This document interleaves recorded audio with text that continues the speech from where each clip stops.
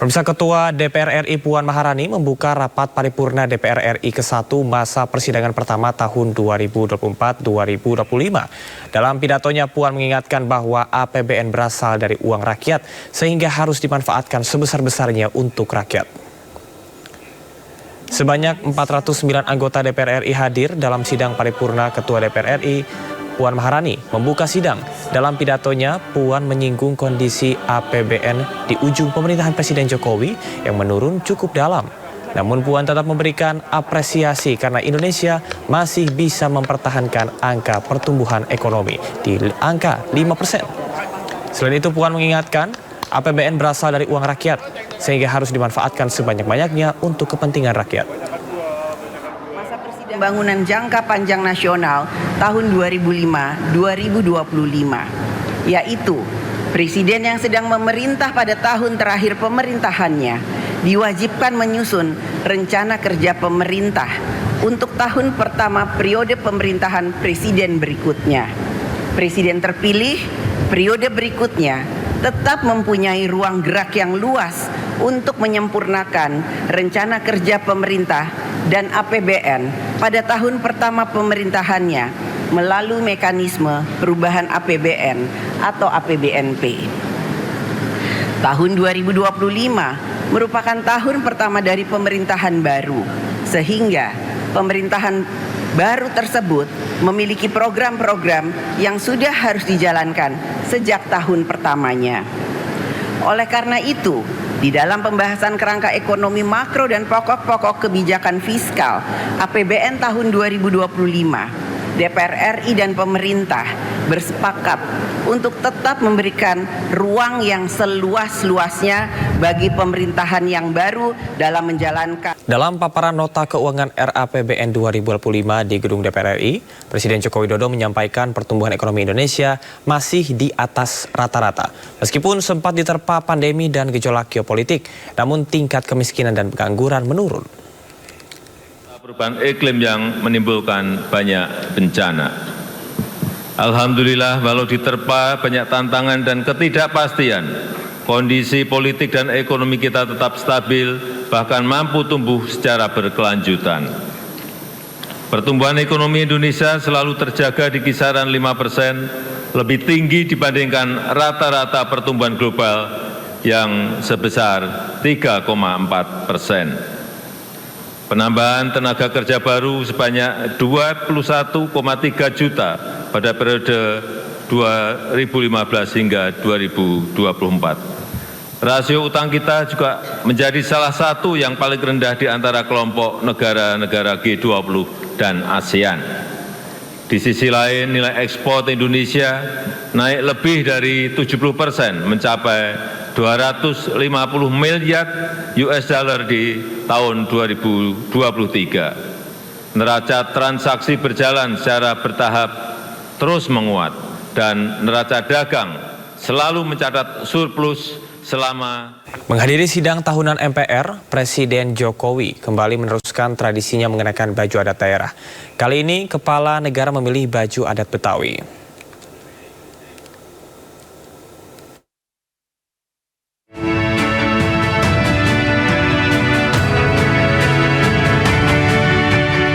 Tradisi mengenakan baju adat daerah di sidang tahunan MPR kembali dilanjutkan Presiden Joko Widodo. Jokowi memakai baju adat Betawi berwarna hitam, sementara Ibu Negara Iriana Joko Widodo memakai kebaya panjang berwarna putih gading yang dipadukan dengan kain warna senada sebagai bawahannya. Turut mendampingi yakni Wakil Presiden Ma'ruf Amin dan sang istri Wuri Estu Handayani.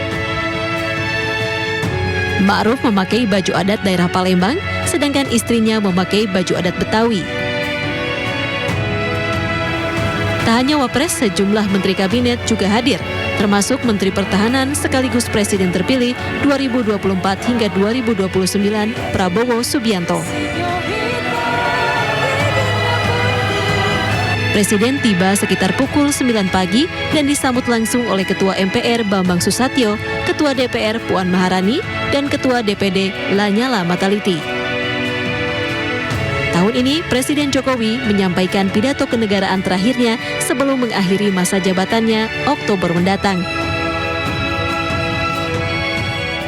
Pemirsa, membuka sidang tahunan MPR di gedung DPR MPR, Ketua MPR RI Bambang Susatyo menyampaikan bahwa di ulang tahunnya yang ke-79, bangsa Indonesia masih memiliki banyak pekerjaan rumah yang harus diselesaikan.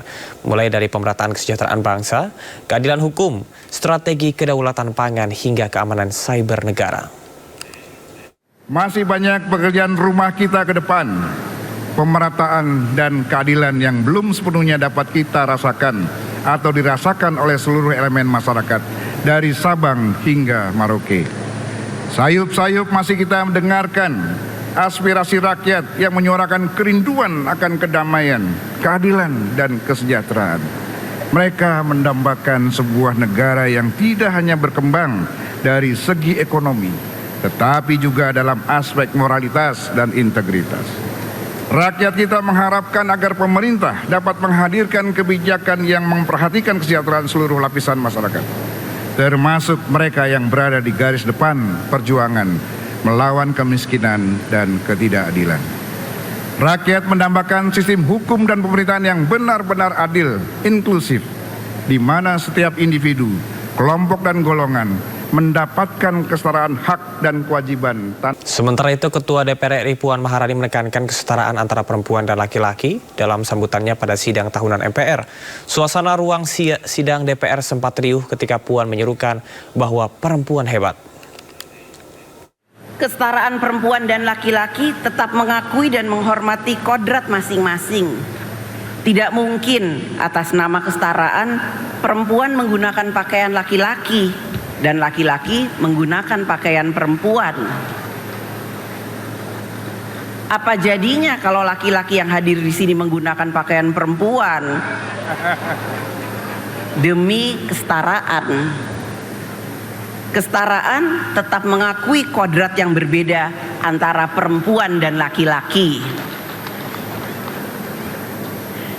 Perempuan dan laki-laki mempunyai hak yang sama untuk maju, sejahtera, berkarya, berprestasi, dan hak yang sama dalam pekerjaan serta jabatan-jabatan publik. Ayo perempuan Indonesia, tunjukkan bahwa kita adalah perempuan-perempuan hebat.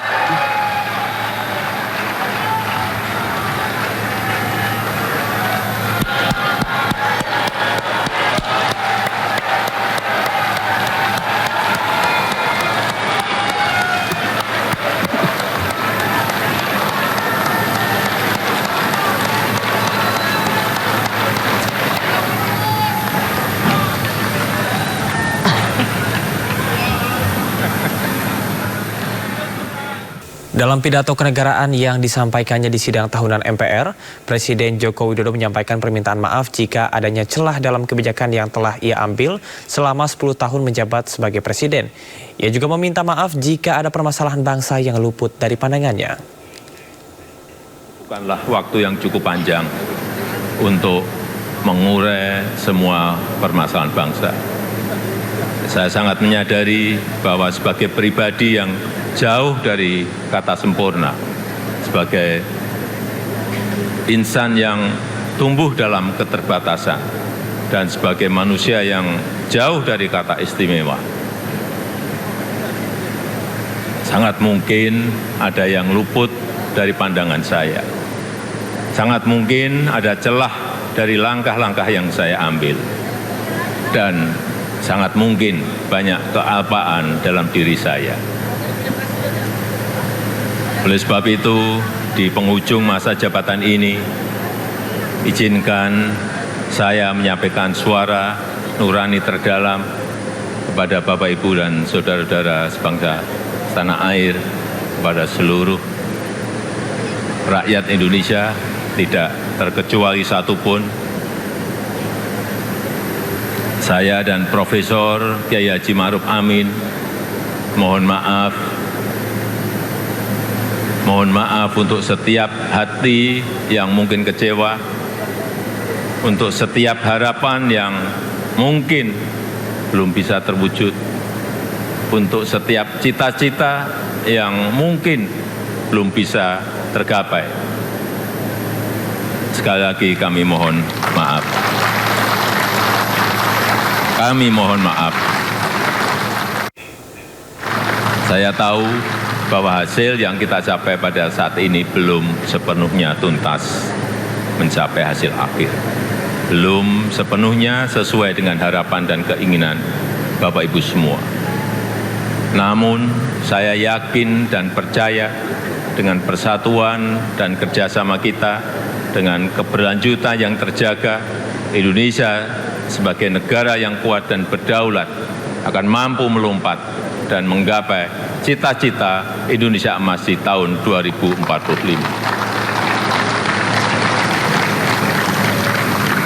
Terakhir, kepada Presiden terpilih Bapak Jenderal TNI Purnawirawan Prabowo Subianto.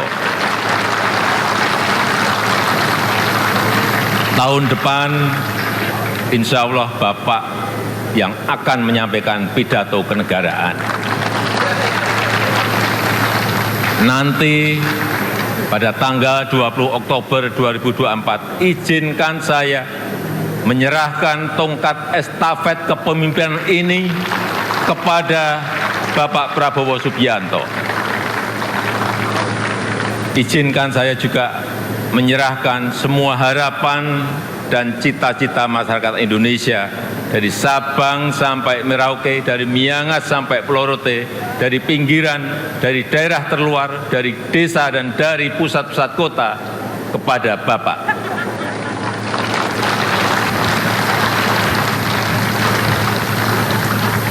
Semoga Allah SWT, Tuhan yang Maha Kuasa, senantiasa memberikan petunjuk dan kemudahan bagi bangsa Indonesia dalam kepemimpinan Presiden Prabowo Subianto pada pemerintahan periode mendatang. Dirgahayu Republik Indonesia, Dirgahayu Negeri Pancasila, merdeka! Merdeka! Merdeka! Terima kasih. Wassalamualaikum warahmatullahi wabarakatuh. Om Santi Santi Santi Om. Namo Buddhaya. Salam kebajikan. Terima kasih.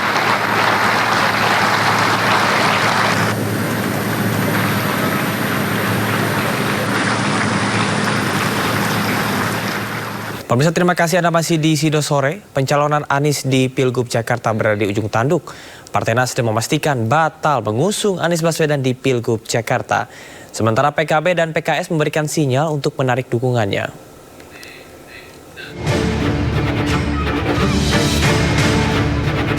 Penarikan dukungan Nasdem untuk Anies disampaikan usai pertemuan Nasdem dengan Ketua Umum Partai Gerindra sekaligus Presiden RI terpilih Prabowo Subianto. Dalam pernyataannya, Ketum Partai Nasdem sampaikan saat ini bukan saatnya Anies maju di Pilgub Jakarta. Mundurnya Partai Nasdem tidak membuat Anies gentar.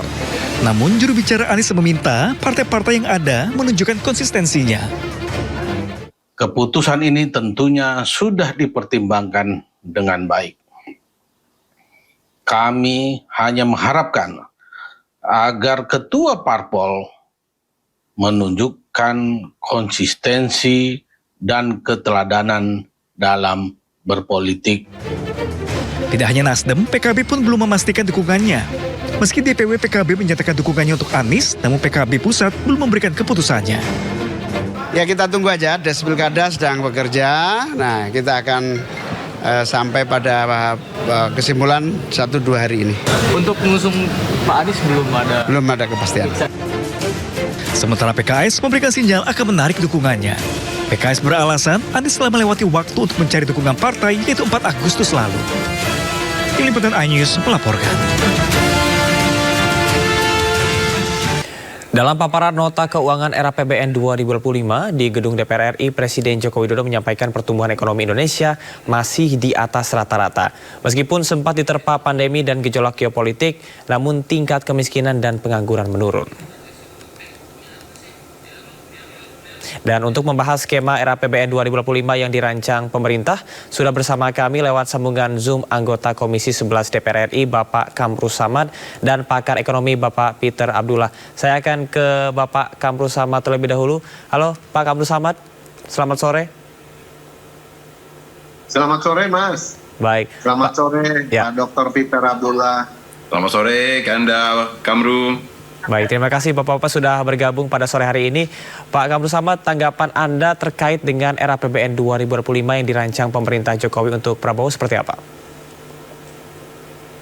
Pertama, tentu kita bersyukur ya, karena kita sudah memasuki 79 tahun Indonesia merdeka, dan ini adalah momentum yang sangat baik, di mana tahun ini adalah tahun terakhir pemerintahan Presiden Jokowi, dan legacy dari APBN untuk 2025 ini terlihat sekali semangat keberlanjutan.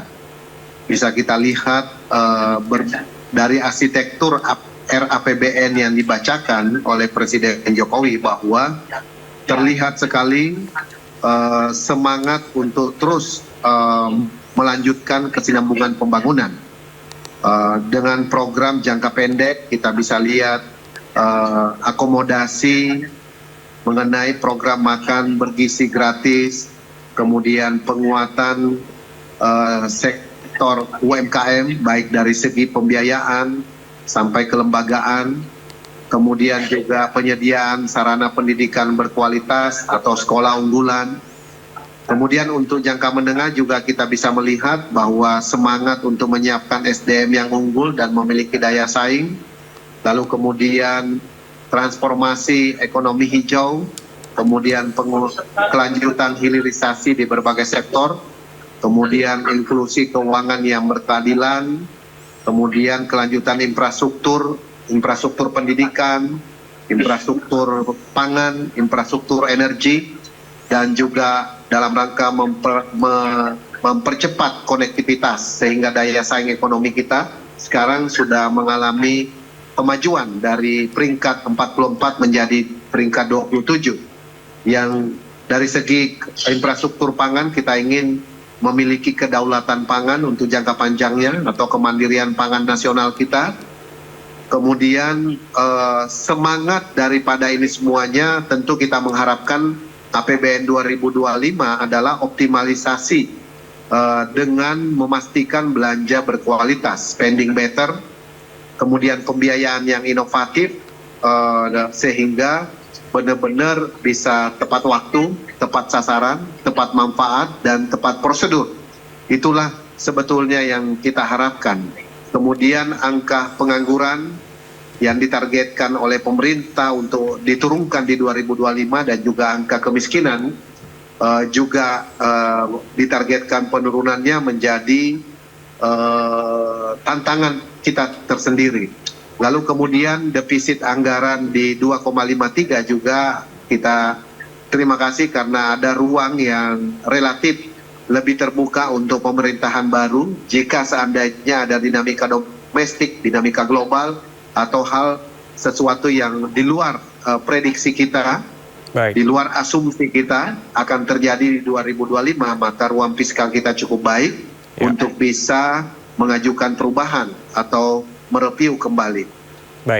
Yang terpenting kita sebetulnya adalah mendorong pertumbuhan ekonomi yang berkualitas. Dr. Fiter Abdullah tahu persis, idealnya pertumbuhan 1% itu bisa membuka lapangan kerja minimal 100.000 sampai 150.000 lapangan kerja baru. Nah, dengan target pertumbuhan 5,2% di tahun 2025, maka bauran kebijakan fiskal dan moneter juga sangat penting untuk dipastikan sinkronisasinya. Begitu, Mas. Baik, saya ke Bang Peter. Bang Peter, dari apa yang disampaikan tadi utamanya mengenai penguatan ekonomi yang berkelanjutan, utamanya untuk pemerintahan selanjutnya. Salah satunya adalah mengenai penguatan rasio pajak untuk menguatkan ruang fiskal dan juga moneter. Tanggapan Anda seperti apa? Ya, pertama mungkin saya ingin menyampaikan terlebih dahulu, saya sangat sependapat dengan Kanda Kamru Samad tadi, ya, bahwasanya ini adalah sebuah sejarah, ya, di mana pergantian pemerintahan, ya, dari yang lama ke yang baru itu berjalan begitu smooth, ya. Semangat keberlanjutannya terlihat sekali, ya, bagaimana pemerintahan Pak Jokowi mengantarkan kepada pemerintahan yang baru, pemerintahannya Presiden terpilih Pak Prabowo, itu dengan dukungan yang sangat penuh, mengakomodasi semua program-program yang dicanangkan oleh Pak Prabowo di dalam kampanyenya di dalam RAPBN tahun 2025. Termasuk yang disampaikan oleh Bang Kambu tadi adalah program makan bergizi gratis. Saya kira ini catatan yang sangat luar biasa yang perlu kita apresiasi. Yang kita berharap kelak pergantian pemerintah itu bisa seperti ini, ya. Pemerintahan yang lama mensupport pemerintahan baru, karena pada intinya kan kita memiliki cita-cita yang sama, ya. Kita menginginkan memberikan yang terbaik bagi bangsa dan negara ini, ya. Nah, itu catatan saya yang pertama, ya. Tetapi walaupun demikian, ya, ini menurut saya Pak Prabowo dan Pak Jokowi, walaupun Pak Prabowo itu mengusung keberlanjutan, tetapi Pak Prabowo bukan Pak Jokowi, ya. Pak Prabowo tidak akan melakukan apa yang dilakukan persis seperti Pak Jokowi. Karena menurut saya, terlepas dari apapun yang disampaikan oleh Pak Jokowi tadi, ya, memang banyak catatan-catatan positif yang disampaikan oleh Pak Jokowi pada hari ini. Dan itu kita apresiasi. Pembangunan infrastruktur, penurunan kemiskinan, penurunan pengangguran. Oke, kita apresiasi. Tetapi menurut saya itu nggak cukup, ya. Karena kita butuh lebih untuk kita menuju Indonesia maju, ya. Nah, ini kan koalisi Indonesia Maju, ya. Berarti kita ingin mengantarkan Indonesia menjadi Indonesia maju. Pertumbuhan 5% itu tidak cukup. Dan ini saya sangat sependapat dengan Pak Prabowo yang dalam beberapa kesempatan menyampaikan semangatnya untuk mengejar pertumbuhan yang lebih tinggi. Nah, itu semua tidak mungkin diwujudkan, ya. Pertumbuhan di atas 5%, pertumbuhan bahkan 8% itu tidak mungkin diwujudkan apabila kita hanya mengkopi apa yang sudah dilakukan oleh Pak Jokowi. Pak Prabowo harus memiliki program-programnya sendiri, strateginya sendiri, ya. Dan itu seharusnya tertuang semua di dalam APBN-nya Pak Prabowo nanti. Sekarang ini memang APBN masih disusun oleh Pak Jokowi, ya, karena ini masih di dalam pemerintahannya Pak Jokowi. Walaupun Pak Jokowi sudah mengakomodasi semua program-programnya Pak Prabowo, tetapi menurut saya itu tidak cukup, ya, karena seperti kita ketahui di dalam APBN-nya Pak Jokowi yang untuk tahun 2025 target pertumbuhan adalah 5,2%, ya, itu jauh di bawah target pemerintahannya Pak Prabowo. Dan kemudian strategi untuk kita mencapainya tentunya tidak cukup untuk mendukung apabila kita menginginkan pertumbuhan yang jauh lebih tinggi. Termasuk apa yang tadi dipertanyakan, yaitu tax ratio di dalam rangka kita membuka ruang yang lebih lebar untuk fiskal kita. Oke.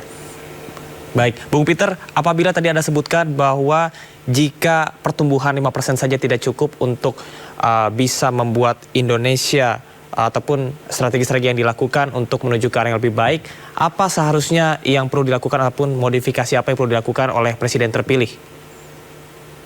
Ya, itu harus didasarkan kepada kajian terkait dengan permasalahan-permasalahan perekonomian kita selama ini yang belum terselesaikan.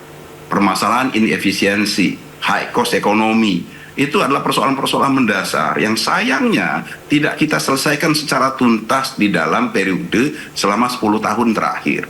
Ya, kita tidak bisa menyalahkan sepenuhnya Pak Jokowi, ya, karena Pak Jokowi tentunya tidak bisa menyelesaikan semuanya sendiri. Nah, tapi ini kan kita memulai babak baru. Ada Pak Prabowo yang sudah secara mutlak menang di dalam pemilihan presiden yang lalu. Tentunya kita semua harus mendukung Pak Prabowo mencarikan solusi tersebut. Tentunya didasarkan kepada apa yang saya sampaikan tadi, kajian terhadap permasalahan-permasalahan yang menghambat pertumbuhan ekonomi kita selama ini.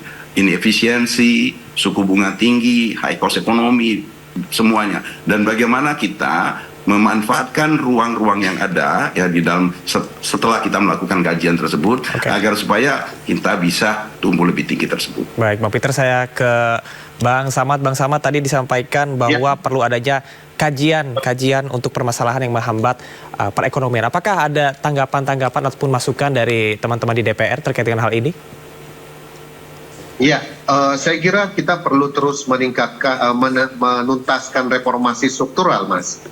Peningkatan pertumbuhan itu memerlukan reformasi struktural yang berkelanjutan, termasuk investasi dalam infrastruktur. Nah, ini lumayan banyak kemajuan dalam 10 tahun terakhir ini. Kemudian peningkatan produktivitas kita, kemudian perbaikan iklim investasi kita. Jadi kemudian yang tidak kalah penting juga adalah kita mesti tetap juga mencermati faktor eksternal, kondisi global termasuk perubahan harga komoditi, ketidakstabilan geopolitik, dan juga kemungkinan berbagai gejolak baru yang akan muncul gitu.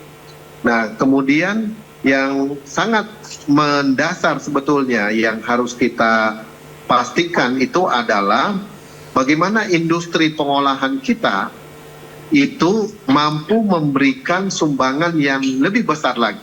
Kalau 2023 misalnya baru mencapai 18,6% sumbangan industri pengolahan, nah kita harapkan ke depannya industri pengolahan yang berbasis pertanian, perikanan, perkebunan, peternakan, itu yang kita ingin dorong supaya ada hilirisasi di sektor tersebut.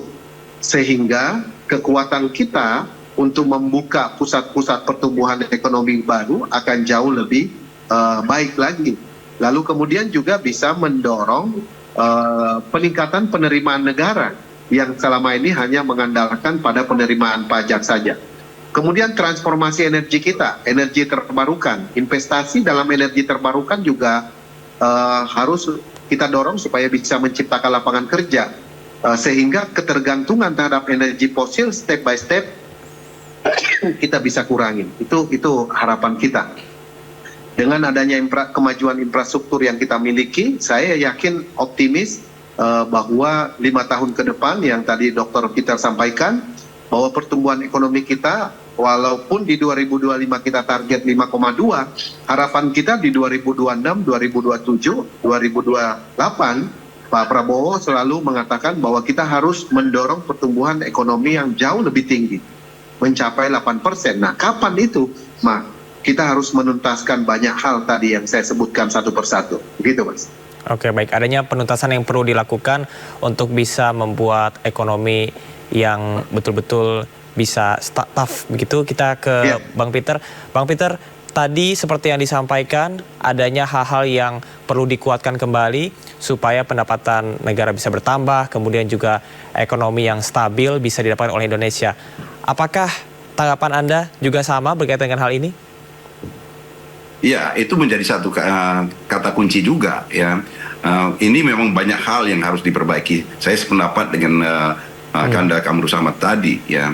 Banyak hal yang menjadi PR, walaupun kita menghargai apa yang sudah dilakukan oleh Pak Jokowi selama 10 tahun, tetapi PR-nya masih banyak yang harus dilakukan. Saya sangat sependapat. Termasuk di dalam hal ini adalah bagaimana kita mendorong meningkatkan penerimaan kita, ya, meningkatkan tax ratio kita agar supaya ruang fiskal kita menjadi lebih besar, ya. Pemerintah bisa banyak melakukan banyak hal dengan ruang fiskal yang lebih baik. Dan kita tahu bahwasanya pemerintah Bapak Prabowo di dalam kampanyenya itu salah satunya adalah mengusung bagaimana pembentukan badan penerimaan tersendiri ya yang terpisah dengan Kementerian Keuangan dalam rangka untuk meningkatkan penerimaan ini. Tetapi satu hal yang ingin saya sampaikan adalah selama ya likuiditas di dalam perekonomian ya, karena kalau kita ngomongin penerimaan itu ngomongin likuiditas ya, ngomongin uang ya. Selama jumlah uang beredar di dalam perekonomian kita itu masih sangat terbatas, maka yang terserap sebagai penerimaan dalam bentuk pajak itu juga akan terbatas. Jadi bagaimana pemerintahan Bapak Prabowo yang akan datang bisa mendorong peningkatan likuiditas, berputarnya ekonomi, itulah yang akan menjadi kunci bagaimana kita meningkatkan penerimaan pajak. Ya, tidak hanya sekedar kita membangun bangunan organisasi badan penerimaan negara yang baru, tetapi strategi meningkatkan penerimaan itu jauh lebih penting. Oke, baik. Bung Peter, salah satu hal yang juga saat ini menjadi perbincangan masyarakat adalah berkaitan dengan perpindahan ibu kota dari Jakarta menuju ke IKN yang diharapkan bisa menciptakan pemerataan pembangunan dan juga pertumbuhan ekonomi. Bagaimana harapan Anda berkaitan dengan hal ini? Ya, terima kasih. Ini saya adalah satu di antara sekian banyak yang sangat mendukung IKN. Ya, cuman memang pemahaman kita terkait IKN ini berbeda-beda. Ya. Termasuk juga dengan pemerintah yang sangat saya sayangkan terakhir-terakhir ini kok arahnya jadi agak melenceng menurut saya. Ya, IKN itu adalah pemindahan ibu kota, ya. Bukan pemindahan area industri. Kan kita sepakatnya adalah pemerintahan ibu kotanya yang kita pindahkan. Sementara Jakarta sebagai sebagai kota industri, sebagai kota ekonomi, ya pusat ekonomi itu tetap ada di Jakarta. Dengan kita memindahkan ibu kota ke Kalimantan, kita berharap di Kalimantan nanti akan tumbuh pusat-pusat ekonomi baru. Ya, kita tidak menginginkan di IKN terjadi atau kita bentuk pusat industri baru. IKN bukan menjadi pusat industri. Kita tidak mengharapkan nanti ada bangun pabrik di sana, ya. Itu IKN adalah ibu kota. Tetapi dengan adanya IKN, maka perhatian dan fokus dari pembangunan itu menjadi lebih merata. Kita bisa membangun infrastruktur yang lebih baik di Kalimantan, ya, yang akan menghubungkan pusat ibu kota di provinsi di Kalimantan. Sehingga dengan perbaikan infrastruktur tersebut, kita berharap muncullah pusat-pusat ekonomi baru di Kalimantan. Inilah yang akan menjadi motor penggerak pertumbuhan ekonomi kita di masa depan. Inilah yang akan menjadi motor pemerataan perekonomian di masa depan. Jadi bukan IKN-nya yang akan menjadi pusat pertumbuhan ekonomi barunya, tetapi dengan adanya IKN kita punya possibility, punya peluang untuk menciptakan banyak sekali pusat-pusat ekonomi baru di Kalimantan. Oke, pusat ekonomi baru di Kalimantan. Bung Samad, ada tanggapan soal ini? Iya, menyangkut IKN, saya kira undang-undangnya sudah ada. Dan di dalam undang-undang itu kalau tidak salah ingat, kita ada waktu 23 tahun sejak diundangkan, yaitu tahun 2022. 23 tahun dengan 4 fase, yaitu perencanaan, pembangunan, pemindahan, dan pengoperasionalan. Jadi saya kira pemerintah akan terus melanjutkan pembangunan KN itu dengan pendekatan klaster, ya. Jadi ada pemerintahan inti yang tadi Dr. Peter sampaikan, sumber pembiayaannya dari APBN, kemudian ada klaster yang bisa jadi metode konsepnya atau format kerjasamanya, pembiayaannya berasal dari KBUP, KPBU, atau Private Public Partnership. Itu semuanya terbuka tentunya. Yang terpenting bagi kita sebetulnya adalah ingin mendorong supaya pembangunan kita menjadi benar-benar Indonesia sentris. Jadi ada keseimbangan antara pembangunan kawasan satu dengan kawasan yang lain. Sehingga semua wilayah Nusantara kita memiliki kemajuan dan keunggulan masing-masing. Jakarta kita berharap bisa menjadi pusat bisnis, pusat ekonomi, dan pusat pengendalian industri keuangan nasional kita, karena sudah relatif memiliki dan teruji terhadap kesiapan layanan infrastrukturnya. Dan untuk APBN 2025, pembangunan IKN ini kelihatannya masuk dalam apa ya, kalau saya sebut nomenklatur infrastruktur, ya, yang 403 triliun yang disampaikan oleh Presiden Jokowi. Di dalamnya ada infrastruktur pangan, infrastruktur energi, infrastruktur pendukung pendidikan berkualitas, dan infrastruktur konektivitas, serta infrastruktur ibu kota negara. Jadi kita tentu akan melanjutkan pembangunan IKN sesuai dengan kapasitas dan ruang fiskal yang dimiliki dari tahun ke tahun ke depan. Begitu, Mas. Ya, baik. Artinya semangat optimisme agar pertumbuhan ekonomi Indonesia bisa terus melesat maju dan pemerataan ekonomi bisa segera dilakukan. Terima kasih kepada Bang Kamru Samad dan juga Bang Peter Abdullah atas informasinya pada sore hari ini. Telah bergabung bersama kami. Selamat bertugas kembali. Salam sehat. Terima kasih. Terima kasih Kanda Kamru Samad. Polisi masih mendalami kasus tewasnya seorang dokter muda mahasiswi PPDS Kedokteran Undip yang diduga mengalami perundungan. Saat olah TKP, polisi menemukan sejumlah obat-obatan dan tulisan keluhan korban.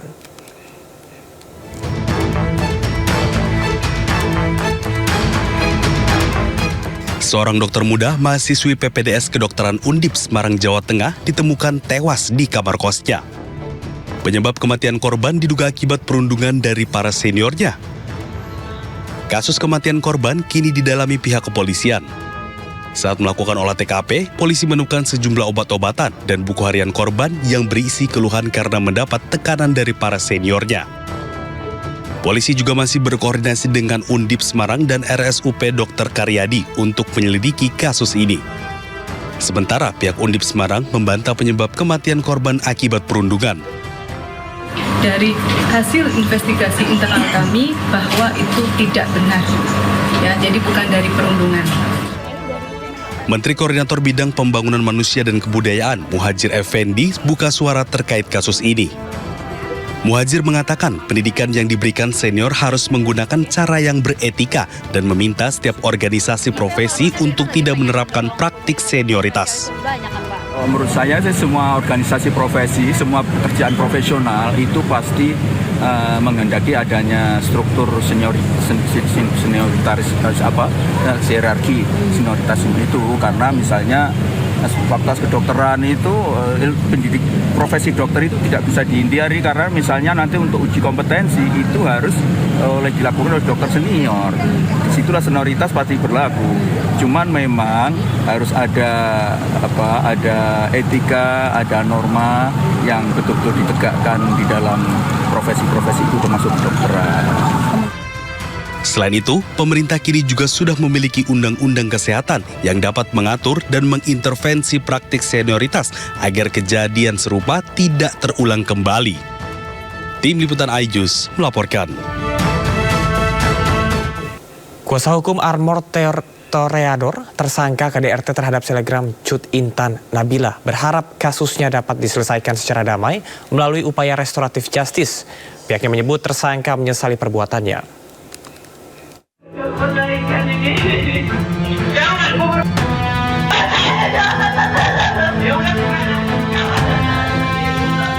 Pasca kasusnya viral, kuasa hukum tersangka kekerasan dalam rumah tangga Armor Toreador meminta agar keluarga korban dan korban Cut Intan Nabila agar mau berdamai dengan pelaku. Pihaknya berdalih pelaku masih memiliki anak yang masih kecil, termasuk bayi berumur 1 bulan. Kuasa hukum tersangka pun akan mendatangi keluarga korban sekaligus meminta Polres Bogor melakukan mediasi restoratif justice sebagai pertimbangan.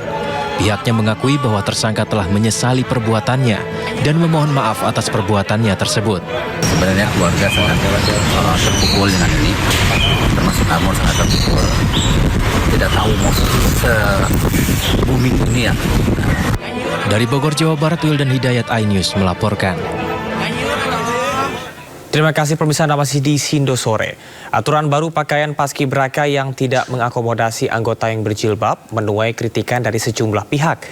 BPIP pun akhirnya memperbolehkan paskibraka putri untuk berjilbab saat peringatan HUT ke-79 kemerdekaan Republik Indonesia di IKN 17 Agustus esok.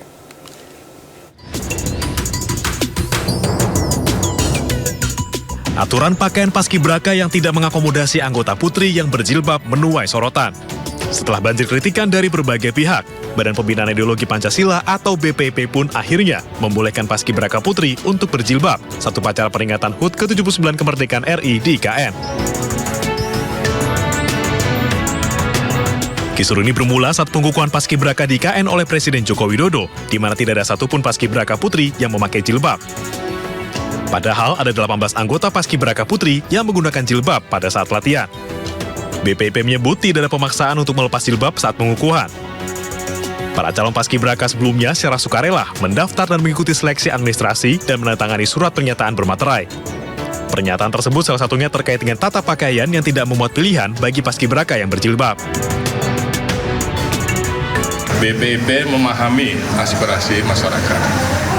BPIP menegaskan bahwa tidak melakukan pemaksaan lepas jilbab. Penampilan Paskibraka Putri dengan mengenakan pakaian, atribut, dan sikap tampang sebagaimana terlihat pada saat pelaksanaan tugas kenegaraan, yaitu pengukuhan Paskibraka, adalah kesukarelaan mereka dalam rangka mematuhi peraturan yang ada dan hanya dilakukan pada saat pengukuhan Paskibraka dan pengibaran Sang Merah Putih pada upacara kenegaraan saja. Sebelumnya, Pengurus Pusat Purna Paskibraka Indonesia atau PPI menolak aturan pakaian Paskibraka yang tidak mengakomodasi anggota putri yang memakai jilbab. Hal ini dinilai mencederai nilai kebinekaan dan nilai luhur Pancasila, khususnya ketuhanan yang Maha Esa. Kami atas nama seluruh anggota Purna Paskibraka Indonesia dimanapun berada prihatin dan menolak tegas kebijakan atau mungkin ada tekanan terhadap adik-adik kami anggota Paskibraka tingkat pusat atau nasional tahun 2024 putri yang biasa menggunakan hijab atau jilbab untuk melepaskan hijab atau jilbabnya yang menjadi keyakinan agama mereka. Sebelumnya, Presiden Joko Widodo mengukuhkan 76 anggota Paskibraka yang akan bertugas dalam upacara di IKN. 18 Paskibraka putri yang sebelumnya menggunakan jilbab terlihat tidak menggunakannya saat pengukuhan. Aturan baru tata pakaian Paskibraka ini menuai kritikan karena pada tahun-tahun sebelumnya, Paskibraka diperbolehkan menggunakan jilbab saat pengukuhan maupun pengibaran bendera pada 17 Agustus. Tim iNews melaporkan. Penampilan 18 calon Paskibraka putri tanpa jilbab saat pengukuhan menuai polemik. Salah satu keluarga anggota Paskibraka putri mengaku kaget anaknya lepas hijab saat pengukuhan Paskibraka.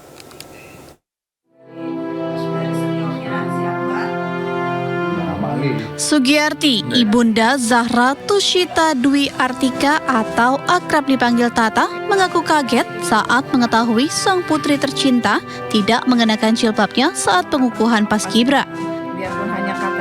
Sugiyarti mengatakan anaknya selalu istiqomah mengenakan jilbab sedari tapan kanak-kanak. Keinginan mengenakan jilbab datang dari sang anak sendiri tanpa permintaan orang tua. Sugiyarti mengungkapkan sejak mengikuti seleksi calon Paskibraka, Tata diwanti-wanti agar menjaga serta memperbaiki sholatnya. Sebab terpilihnya Tata sebagai anggota Paskibraka merupakan anugerah Allah Subhanahu wa Ta'ala. Tugasan nanti 17 itu, Mah, katanya dia bilang, nanti kalau pas 17-an, seandainya Tata lulus, nanti tanggal 17 tuh, Mah, Tata lepas kerudung. Gimana ya, Maya? Gimana Mbak? Tak bilang. Terus kemarin ditanya, iya Mbak udah ada wawancara, katanya gitu. Pas tes wawancara itu Mbak nyawab lah, Mbak bilang demi menjalankan tugas negara, ya siap. Bilang gitu. Mohon ridho Tuhan yang Maha Kuasa. Sugiyarti bangga Tata yang selalu mengenakan hijab bisa mewakili Kalbar sebagai anggota Paskibraka. Dari Singkawang, Kalimantan Barat, Rizky Kurnia, iNews melaporkan. Di Istana Negara Ibu Kota